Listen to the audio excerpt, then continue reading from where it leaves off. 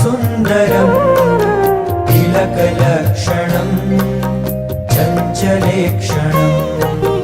विबुधवन्दितम् स्वामिनाथ ते वपुरिहास्तु नो नित्यदर्शने मदनमोहनम् प्रेमदोहनम् नयनगोचरम् भक्तसञ्चरम् भुवि सुदुर्लभम् स्वामिनाथ ते